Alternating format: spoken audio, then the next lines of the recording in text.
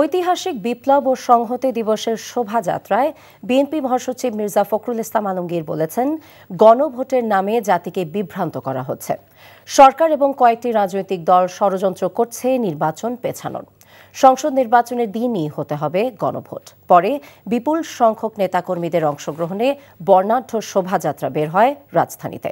ইফতেখার রেজার report. ঐতিহাসিক বিপ্লব ও সংহতি দিবসের সুবর্ণ জয়ন্তী উপলক্ষে রাজধানীতে শোভাযাত্রা করেছে বিএনপি। বিকেলে নয়াপল্টনে দলের কেন্দ্রীয় কার্যালয়ের সামনে থেকে শুরু হয় বর্ণাঢ্য শোভাযাত্রা। কেন্দ্রীয় কার্যালয়ের সামনে বিকেল নাগাদ পুরো এলাকা পরিণত হয় জনসমুদ্রে। এতে বিএনপি ও অঙ্গ সংগঠনের নেতাকর্মীরা ব্যানার, ফেস্টুন হাতে নিয়ে শোভাযাত্রায় যোগ দেয়।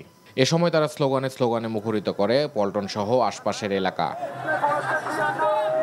শোভাযাত্রাটি কাকরাইল, শান্তিনগর, মৌচাক, মালিবাগ, মগবাজার, বাংলা মোটর হয়ে কারওয়ান বাজারে গিয়ে শেষ হয়।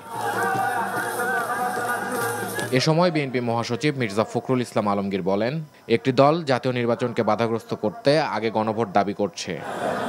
আজকে দুর্ভাগ্য আমাদের, আজকে অন্তর্বর্তীকালীন সরকার যাকে আমরা সম্পূর্ণ সমর্থন দিয়েছি, তারা আজকে নিজেরাই আজকে একটা অবস্থা তৈরি করছে যাতে করে নির্বাচন ব্যাহত হয়।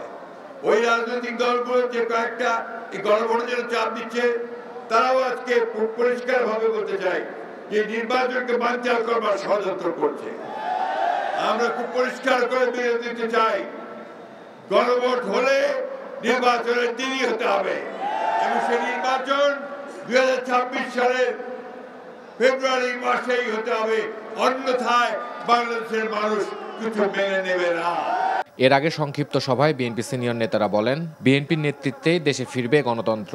বিএনপি কিছুদিন যাবৎ খুব শান্ত, সভ্য, ভদ্র হিসেবে আমরা বলেছিলাম এই সরকারকে আমরা সহযোগিতা করব। আমরা বরাবর সহযোগিতা করে যাচ্ছি। আপনারা যদি আমাদের এই নম্রতাকে, এই ভদ্রতাকে যে দুর্বলতা ভেবে থাকেন, বোকার স্বর্গে বসবাস করছেন। নির্বাচনে অংশ নিয়ে বিএনপি জয়ী হবে বলেও প্রত্যাশা করেন বক্তারা। Iftekhar Reza, NTV news, Dhaka.